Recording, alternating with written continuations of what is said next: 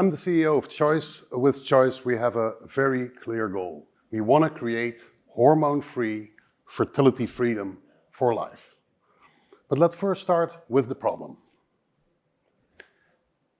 At the moment, out of 100 pregnancies, 40 are unwanted. This is a huge problem in the world. Of these 40 unwanted pregnancies, 25 are aborted and 15 are born.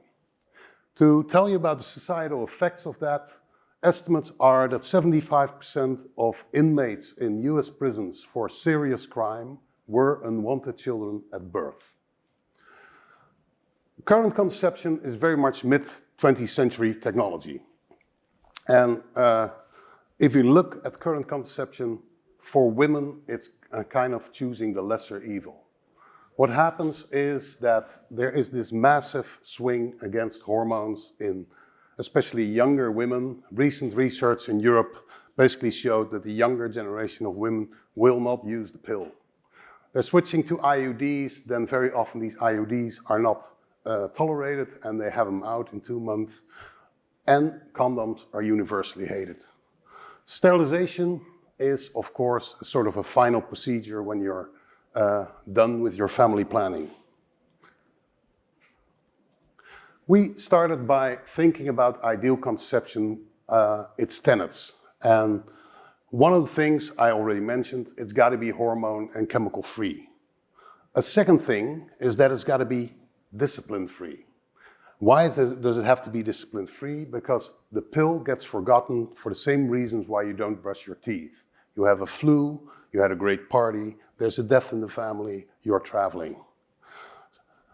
Another thing is passion proof. Passion proof means that you're not on the pill, you're not on anything, and you go to this party and there's this wonderful, gorgeous guy, there's some drinks and things happen. That's a large cause for unwanted children. And the other thing, it's got to be long-acting, reversible contraception, so that every child is desired. How are we going to do that? We're placing implants in fallopian tubes in the utero-tubal junction, valve implants. So basically, you can open or close your fallopian tubes at will. And now what happens, it's no longer contraception or contraconception, it's proconception. You only open them when you want to conceive. We do that with a removal catheter, with a delivery catheter, but we also have a removal catheter for any reason this is not tolerated, we can take this implant away. We do that under endoscope. We've developed the smallest endoscope in the world with a 1 millimeter diameter, so we can actually look into the fallopian tubes while placing these. How would that work out for a life? Let's assume a woman has these at 18. She chooses to have a baby at 27, opens them up, closes them down again at 29, decides to have a second baby at 32, again, same procedure, and then forgets about it. This is a huge market opportunity. We have, at the moment, 20 million women in the EU and the US choosing sterilization, which is 1.2 billion female sterilization. Why am I talking about sterilization first? That is the first market we're going to address. It's easier to prove that a bottle can be closed than it is to prove that a bottle can be opened and closed and opened and closed. So our first market will be the sterilization market. Coming from there, we can go to the worldwide first sterilization market, but the real kicker is, of course, this becomes contraception. And the contraception is a 28 billion worldwide market. But it's not only about the market. And we're talking about a planet with an increasing population. We're talking about a planet where still 200 million women don't have access to contraception, but would like to have this access.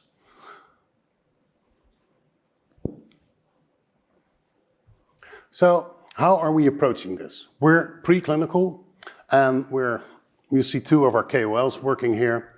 Like I said, we have developed this endoscope, and what you're seeing here is the first time you look into the place where every one of us started its life. This is the inside of a fallopian tube, and we do that endoscope so we can really see what we're doing, because fallopian tubes are very fragile organs and can easily be pierced. So we realized we needed this endoscope so you can actually see where you're placing these implants. We've also tested our stents. They're going to be held there by stents by placing them in rabbits, 28 rabbits for 28 days. Fallopian tubes have big peristaltic movements.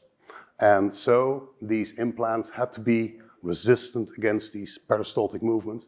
Rabbits have even bigger peristaltic movements than women have, and our stents stayed perfectly in place.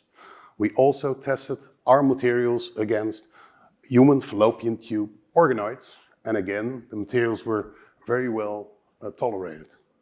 But the real accelerator to our design is the fact that we can work with women undergoing hysterectomies. So we have this unique ability to actually implant our devices while researching them in women and then have the organ on the table to dissect it and look at it. There are very few organs where you can do this kind of trick without killing the patient. We're going to go first in human in this April, and we're going to place our stents with this endoscope in women's bodies, first just prior to a hysterectomy, then eventually 3 months before a hysterectomy, so we can actually see how these implants will grow in.